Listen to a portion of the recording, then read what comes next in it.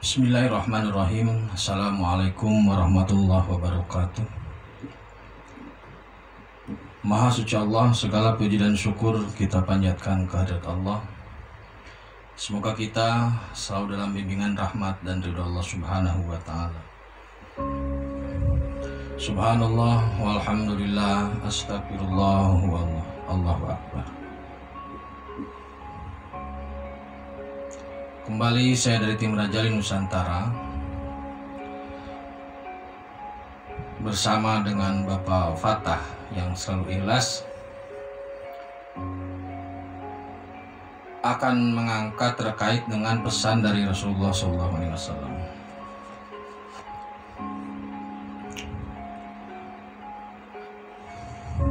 Pada saat kejayaan video tentang kejayaan Rasulullah diangkat, Raja Wali Allah 01 ditemui oleh Rasulullah SAW di langit 9.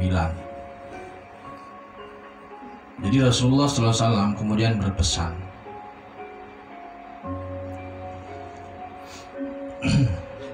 jadi begini saudara,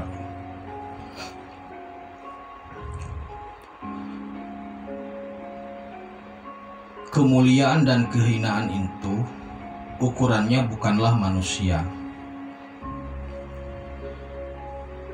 Jikapun ada 1000 orang atau bahkan 1 juta orang yang berusaha untuk memuliakan salah satu orang, tetapi Allah menghendaki untuk menghinakan orang tersebut, maka orang itu tidak akan mulia.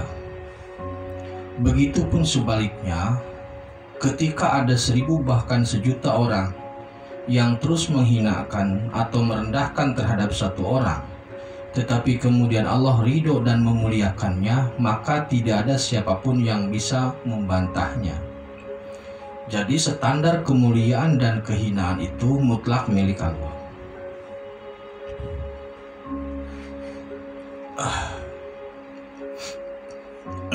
Ini studionya masih bau, jadi saya pakai mic.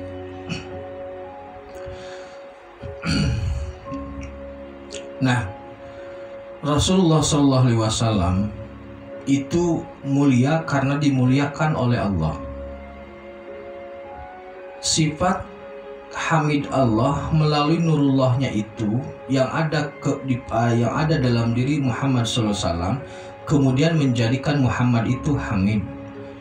Nurullah Allah yang merupakan sifat hamid Allah yang ada pada Adam itu menjadikan Adam, Idris, Nuh dan yang lainnya menjadi hamid.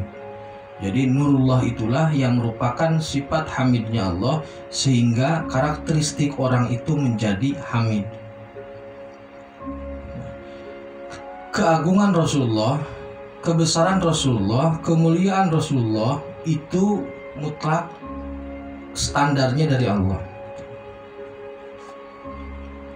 Maka pada prinsipnya, jikapun ada 1 juta orang atau bahkan 1 miliar orang yang menghina Rasulullah, itu tidak akan mengurangi kemuliaannya. Jikapun ada 1000, 1 juta, 1 miliar orang yang mengagungkan Rasulullah, itu tidak akan menambah keagungannya. Karena keagungan Rasulullah itu adalah mutlak milik Allah.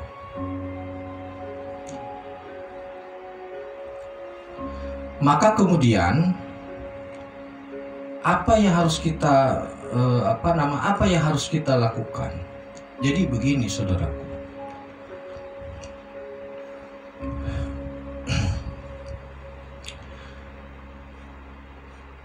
jika kita, jadi pesan Rasulullah itu, jika kalian mencintai aku, jika kalian merindukan aku, jika kalian ingin menjadi umatku, ingin di surga bersamaku, maka mencintai Rasul saja tidak cukup, mengagungkan Rasul saja tidak cukup, memuliakan Rasul saja tidak cukup.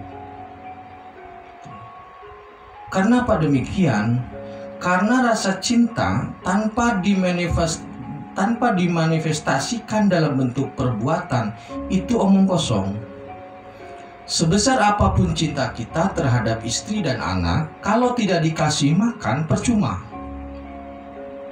Jadi maksudnya kalau kita mencintai Rasul, refleksikan dalam bentuk perbuatan yang setidaknya mendekati atau mirip dengan perbuatan Rasul dalam hal ibadah. Kalau kita mengagungkan Rasul, tidak perlu diteriak-teriakan, tapi lakukan perbuatan-perbuatan yang memang Rasul cintai. Lakukan perbuatan yang memang Rasul ridho, Allah dan Rasulnya ridho gitu. Karena saat ini banyak sekali paradok atau banyak sekali kontradiksi antara omongan dan perbuatan. Di sebuah tempat dia berteriak-teriak cinta Rasul, tapi sisi lain dia menumpuk harta dan membiarkan anak yatim kelaparan. Ini kontradiktif. Rasulullah itu sangat cinta anak yatim. Di suatu tempat dia teriak-teriak tentang amal soleh, tentang sedekah jariah dan sebagainya. Tapi di sisi lain dia memaksakan tentang hal terkait dengan keuangan. Dia memaksakan honor dan sebagainya. Ini kontradiktif.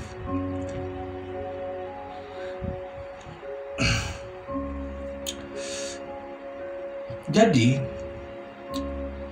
kecintaan saja tidak cukup, mengagungkan saja tidak ada nilainya, memuliakan saja tidak ada nilainya, karena yang bernilai adalah perbuatan kita yang yang didekatkan dengan perbuatan Rasulullah gitu. Karena sudah jelas Allah menegaskan bahwa dalam diri Rasulullah itu ada contoh yang baik. Nah, itu yang harus dilakukan. Bukan kemudian mengagung-agungkannya, bukan kemudian meneriak-neriakan cinta kepadanya. Buktikan dalam aktivitas, dalam perbuatan, dalam ibadah kita sehari-hari. Apa sih yang bisa dilakukan, kan begitu? Yang pertama, pastikan tauhidnya lurus. Yang kedua, bersihkan ibadah. Dan yang ketiga, sempurnakan muamalah. Ibadah ini tantangannya dengan tauhid ini, luruskan tauhid ini urusannya kompetisinya dengan iblis. Ibadah ini kompetisinya dengan jin. Sedangkan muamalah itu kompetisinya dengan setan. Tauhid itu murni hablum minallah. Ibadah ini ada yang hablum minallah, ada yang langsung, ada yang melalui makhluk seperti halnya zakat, dan muamalah yang lain itu bisa berupa ibadah-ibadah sosial yang lain. Ini semua dilakukan Rasulullah secara sempurna.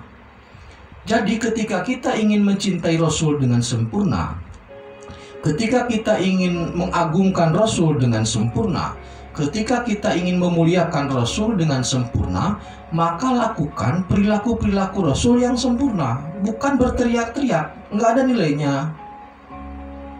Berteriak-meneriakan nama Rasul tidak ada nilainya jika perbuatannya tidak seiring sejalan dengan perbuatan Rasulullah.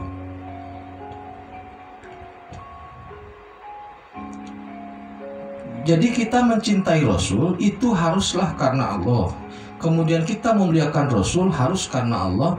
Kemudian kita mengagungkan Rasul karena Allah. Karena Allah mengagungkan Rasul, karena Allah juga memuliakan Rasul, karena Allah juga bersolawat kepada Rasul, maka kita ikut seperti itu. Kalau Anda bertanya, kenapa Anda mencintai Rasul? Kenapa Anda mengagung-agungkan Rasul? Jawabannya biasanya hanya jawabannya tidak jauh dari masalah syafaat. Jadi konsep syafaat sebenarnya sederhana. Syafaat itu pertolongan. Pertolongan itu diberikan jika ada wadah yang bisa ditolong. Maaf, studionya masih pedas, masih bau lem baru ini. Jadi begini,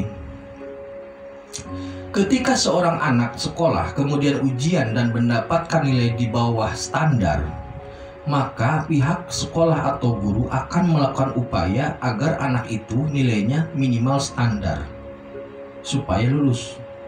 Bagaimana caranya? Bisa dengan remedial, bisa dengan berbagai cara.